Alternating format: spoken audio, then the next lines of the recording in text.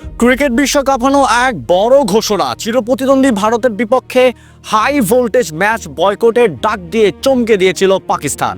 কিন্তু কেন? রাজনৈতিক বৈরিতা নাকি অন্য কোনো কিছু?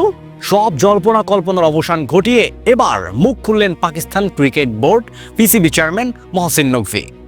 আর তার মুখ থেকে যা বেরিয়ে এলো তাতে অবাক পুরো ক্রিকেট দুনিয়া। নকভি স্পষ্ট জানিয়ে দিলেন, ভারত ম্যাচ বয়কটের একমাত্র উদ্দেশ্য ছিল প্রতিবেশী রাষ্ট্র বাংলাদেশকে সম্মান দেওয়া। ক্রিকেটের ইতিহাসের এক অনন্য নজির সৃষ্টি করে পাকিস্তানকে কেন এমন কঠোর অবস্থানে যেতে হলো? কেনই বা তারা বাংলাদেশের জন্য ভারতের বিপক্ষে ম্যাচ ছেড়ে দেওয়ার হুমকি দিয়েছিল? আজ আমরা জানবো সেই নেপথ্যের সব রোমাঞ্চকর তথ্য। ঘটনা শুরু গত 1 ফেব্রুয়ারি। পাকিস্তান সরকার ঘোষণা করেছিলেন তারা 15 ফেব্রুয়ারি কলম্বোতে ভারতের বিপক্ষে টি-20 বিশ্বকাপের মহারণে মাঠে নামবে না। এই ঘোষণার আইসিসি থেকে শুরু করে বিসিসিআই সবার কপালে চিন্তার ভাঁজ পড়েছিল। কোটি কোটি টাকার লোকসান আর টুর্নামেন্টে মান নিয়ে যখন প্রশ্ন উঠছিল, ঠিক তখনই সোমবার রাতে ঘটে এক নাটকীয় মোড়। বিসিবি এবং আইসিসির দীর্ঘ আলোচনার পর পাকিস্তান সরকার তাদের বয়কটের সিদ্ধান্ত প্রত্যাহার করে নেয়। কিন্তু কেন এই প্রত্যাহার? পাকিস্তান কি তবে ভয় পেল? না, আসল সত্যতা এর চেয়ে অনেক বেশি সম্মান ও ভ্রাতৃত্বের। ঘটনার মূলে ছিল ভারতের মাটিতে আয়োজিত বিশ্বকাপের বাংলাদেশের অংশগ্রহণ নিয়ে আইসিসির কিছু বিতর্কিত সিদ্ধান্ত।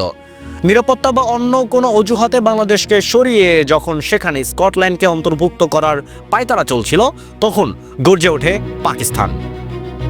পেশোয়ারে গত মঙ্গলবার সাংবাদিকদের মুখোমুখি হয়ে মহসিন নকভি সরাসরি আইসিসির নৈত দিনের সমালোচনা করেন। তিনি দাবি করেন, বাংলাদেশের মতো একটি উদীয়মান ক্রিকেট শক্তির প্রতি যে অবিচার করা হয়েছিল তা পাকিস্তান মেনে নিতে পারেনি। আইসিসি যে ভুলটি করেছিল তা সংশোধন করাই ছিল পাকিস্তানের প্রধান লক্ষ্য। মহসিন নকভি তার বক্তব্যে অত্যন্ত আবেগী ও দৃঢ় ছিলেন। তিনি বলেন, আমরা আমাদের আলোচনার বাংলাদেশের বাইরে আর কিছু শর্ত রাখিনি। আমাদের একমাত্র উদ্দেশ্য ছিল বাংলাদেশকে সম্মান দেওয়া। তাদের প্রতি যে অবিচার হয়েছিল তা ঠিক করা। তিনি আরও যোগ করেন যে পাকিস্তানের কোনো ব্যক্তিগত লক্ষ্য বা রাজনৈতিক ফায়দা হাসিলের ইচ্ছা ছিল না। যখন আইসিসি আনুষ্ঠানিকভাবে স্বীকার করে নিল যে বাংলাদেশের প্রতি অবিচার হয়েছে এবং তাদের দাবিগুলো মেনে নেওয়া হলো, তখনই পাকিস্তান ক্রিকেটের স্বার্থে মাঠে নামার সিদ্ধান্ত নেয়। নকভির ভাষায়, বাংলাদেশ যা চেয়েছিল তা তারা পেয়েছে, এটাই আমাদের জয়। পাকিস্তানের ওই শক্ত অবস্থানের পর নতি স্বীকার করতে বাধ্য হয় আইসিসি।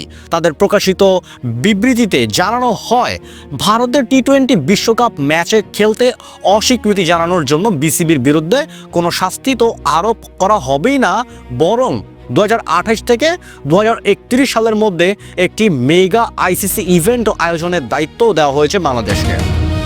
অর্থাৎ পাকিস্তানের একটি বয়কটের হুমকি বাংলাদেশের জন্য নিয়ে এলো এক বিশাল আন্তর্জাতিক স্বীকৃতি। ক্রিকেট মাঠে পাকিস্তান ও বাংলাদেশের হয়তো একে অপরের প্রতিদ্বন্দ্বী, কিন্তু এই ঘটনার প্রমাণ হলো যে মাঠের বাইরে ভ্রাতৃত্ব ও সম্মান অনেক বেশি গুরুত্বপূর্ণ। মহসিন নকভির এই সাহসিকতাপূর্ণ সিদ্ধান্তে এবং বাংলাদেশের পাশে দাঁড়ানোর গল্পও ক্রিকেট ইতিহাসে দীর্ঘকালের স্বর্ণাক্ষরে লেখা থাকবে।